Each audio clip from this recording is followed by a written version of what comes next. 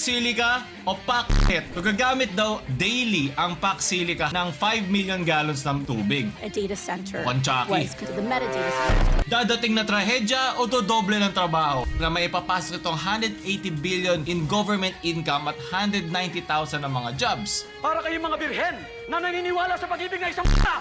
Parang sa atin na ginamit yung lupa, pero parang wala pa rin tayong say. Ito at iba pang balita nga na atin na agad simulan. So simulan naman natin pag-usapan natin ang Pax Silica. Marami nagsasabi, ano ba yung Pax Silica? Ba dadagdagan ba at mapapabilis ang pag-generate ng tungtong-tung sahur dito sa Pilipinas dahil isa siyang AI infrastructure hub? Ano ba muna ibig sabihin ng Pax at Silica? Pax is peace, Silica is silicon. So from silicon material for computer chips, so parang pinapagsama nila na mayroong peace in silicon. Hindi silicon dito, pero silicon sa mga computer parts at manufacturing. So, babago ba ako ma-AI generate dito ng ibang teknolohiya, gusto ko siyang hati-hatiin sa apat na elemento. So, para tayong Avatar, The Last Airbender.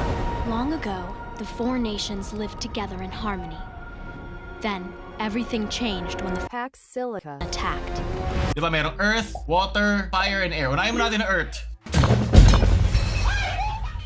Ang ideya, maglalagay rito ng mga AI processing o data centers na may mga supercomputer na totoong nag-iisip at naghahanap ng mga sagot sa mga tanong nyo sa AI o gumagawa ng mga AI photos at video. So ano nga ba ang Pax Silica? Ang Pax Silica, kung dati lang isang pinakamahalagang resource na mundo, ngayon semiconductor chips na. Halos lahat ng ginagamit natin araw-araw ay nangangailangan nito. Cellphones, laptop, electric vehicles, medical equipment, at syempre AI, Artificial Intelligence. Noong December 25, sinimulan to ng US kasama ang Japan, Australia, India, South Korea, United Kingdom, Israel at ilang European countries para masimulan ng Pax Silica. Alam ko Pax et Bonum, may mga ano dyan, Lurdishan dyan. Layunin nitong gawin masecure ang supply chain ng semiconductors, critical minerals at AI technologies. Noong Abril 2026, sumali na ang Pilipinas. Parang si Orochimaru sa Akatsuki. Paano ng gobyerno na magtayo ng 1,620 hektarya ng AI Industrial Hub sa New Clark City o aabot sa halos 3,708 and above na basketball court. Ganon yan kalaki. Sa planong Pax Silica sa AI hub na rin sa New Clark City gagawin ng mga chips na nangangailangan ng mga mineral.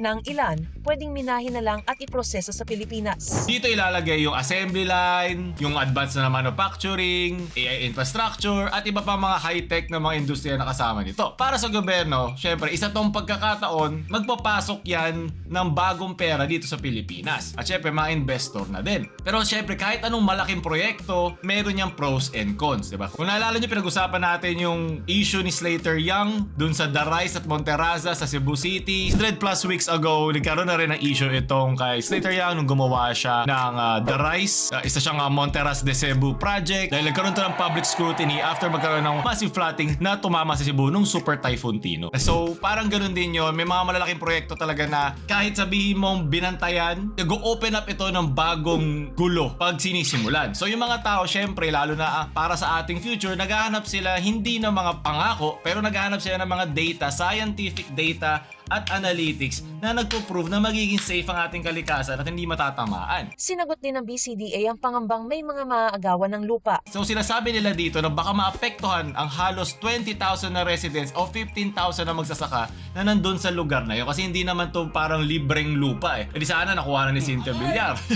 Pero hindi lang sila yon. So hindi bakanting lupa ang pagtatayuan nito, yun ang pinoproblema at yun ang gustong malaman na sagot ng mga advocacy groups. Marami sa kanila ang ilang henerasyon na nakatira doon at ba't sila tatanggalin dito para sa ganitong klaseng proyekto, diba? So, sabi ng mga kritiko na yung absence ng mga formal titles or kung ancestral land ba yan, kung meron ka bang karapatan at hindi ka ba makakaabuso ng mga tao doon para nagpatayo ka dito ng building or maraming building. Kasi syempre dahil wala sila mga formal doon ng mga land titles, diba? Alam naman natin yung mga communities doon na matagal na nakatira doon ay baka gamitin to para alisin o i-erase yung mga claims nila kaysa protektahan ng mga indigenous groups na ito. Ang proyekto pong ito, unang-una ay nakatitulo na sa BCDA. So, ang sinasabi ng Pax Silica din na may ipapasok itong 180 billion in government income at 190,000 na mga jobs. Dagdag kita para sa bansa, trabaho sa mga Pilipino at pagkakataong matuto sa research development, ang pambenta ng Amerika. Yun ang mga pangako, pero 'di ba alam naman natin kung sanay na tayo sa mga pangako ng mga ibang lahi mungkahi sa atin, di ba? Huwag tayo magmadali at huwag tayo magpadalos-dalos sa mga matatamis at mamamulaklak na mga salita ng ibang mga tao sa atin. Tulad ng sinabi ni General Luna, Para kayong mga birhen na naniniwala sa pag-ibig ng isang p***a! too real, too fast. So, di ko sabing lolokohin tayo, sasabi ko lang, siguraduhin nyo lang. Okay? Kasi alam nyo naman ang ating track record pagdating sa mga ganyan. So, gusto ko lang maging ready tayo. At sunod naman na elemento, water.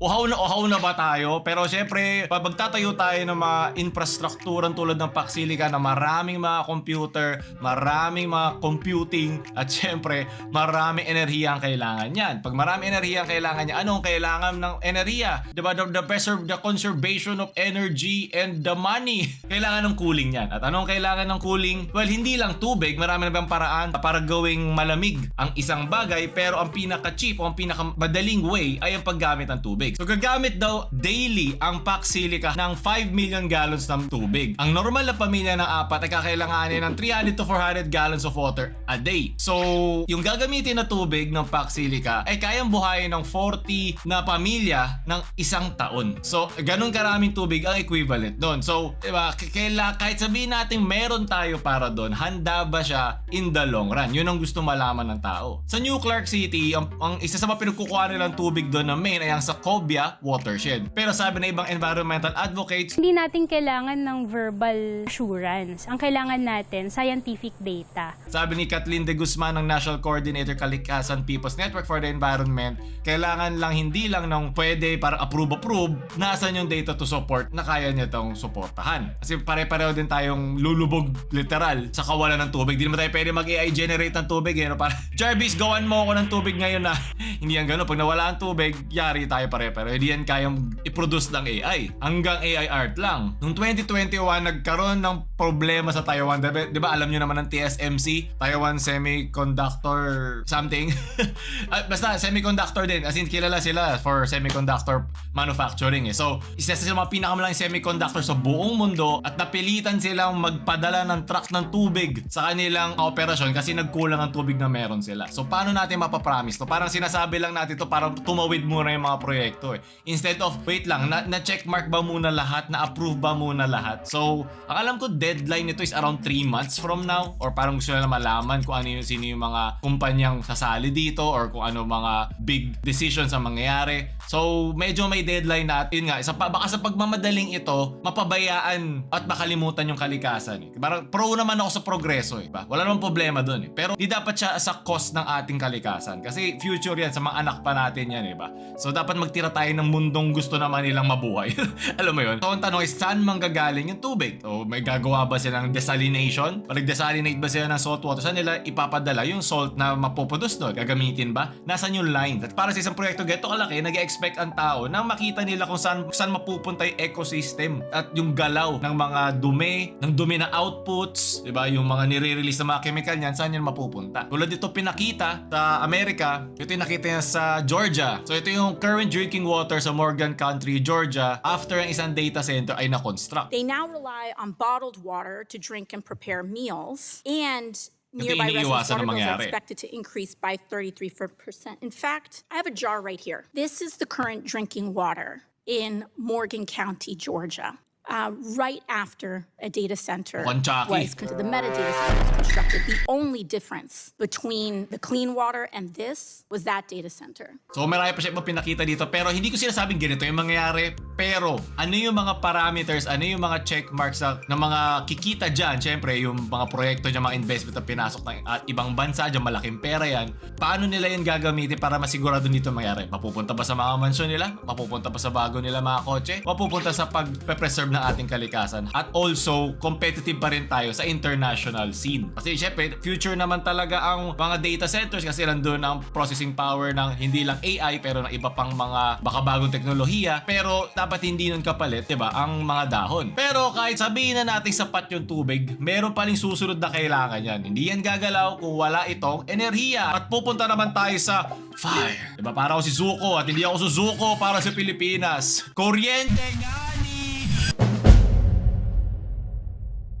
Pinangangambahan ng ilan ang epekto nito sa kalikasan at pagmahal ng singil sa kuryente. Hindi lang tubig ang malakas kainin ng AI, kuryente rin. So tuwing gumagamit ng ChatGPT, nag-generate ng tung-tung-tung sahur, o hindi napapansin ng mga senador natin ng mga AI-generated ng mga images na yan, o nagtatanong ko sa isang chatbot, ba't hindi kanya na nire-replyan. May mga data scientists na gumagamit ng libo-libong graphic processors upang sagutin ang ating mga requests. Sa isang normal na search engine, 10 years ago, 5 years ago, sa isang Google search, kakailanganin mo ng 10 times ng kuryente at energy sa pag-usap sa AI. Ganun yung kalaking difference. Kasi nakita mo naman gano'n rin kalaki yung jump sa complexity na kaya ibigay sa atin ng mga AI processing na yan.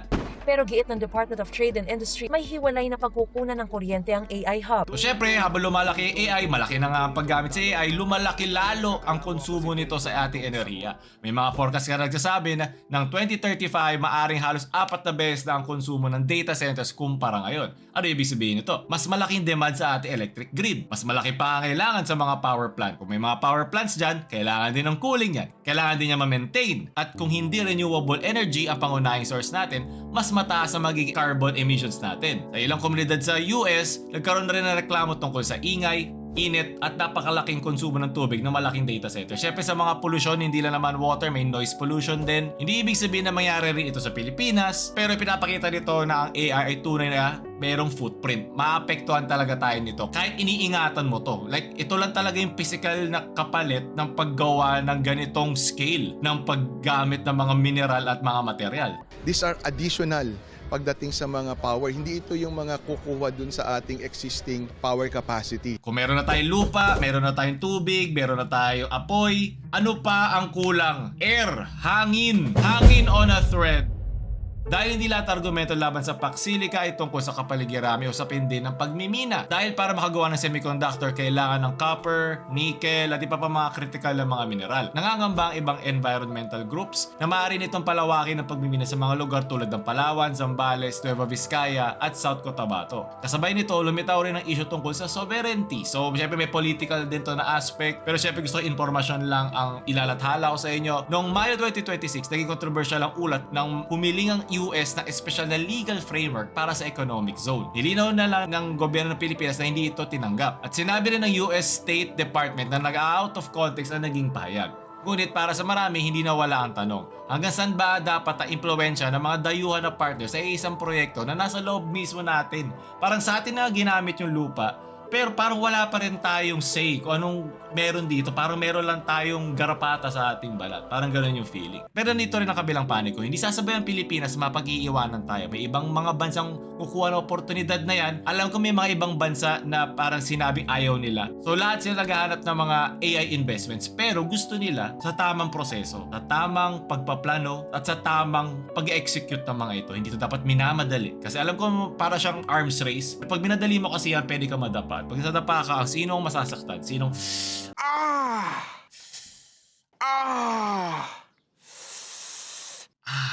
So kayo, ano ba sa tingin nyo? May kinabang ba ang mga Pilipino nang hindi sila unang magbabayad ng kapalit nito? Comment nyo nga, baka may nakalimutan ako, may mga madadagdag pa ba kayo dyan? Sulit ba ang pangakong trabaho, investment at teknolohiya kung ang kapalit to ang pangarap na dala ng proyekto? So ngayon, nag-avatar state na ako, nakalbo na ako. Sana matuwa din ang ating mga ninuno sa ating mga desisyon moving forward sa Paxilica. Hindi ko pa alam at hindi ko pa nakikita lahat na kanilang mga binigay ng mga impormasyon tungkol dito. Sana rin yung mga kumpanya at mga malalaking individual ay nasasali dito o aalamin ang proyekto na ito ay sana hindi personal na interes ang iniisip pero kung para sa Pilipinas. Kasi kung personal na interes ang isipin mo, wala na yung pake kung tamaan man ang ating kalikasan or masira man ang ating mga likas na yaman na hindi na makikita at ma-appreciate ng mga susunod pang henerasyon at mga anak natin. Ako ulit sa iyo, avatar na merong buhok, James Shopper na mamaalam.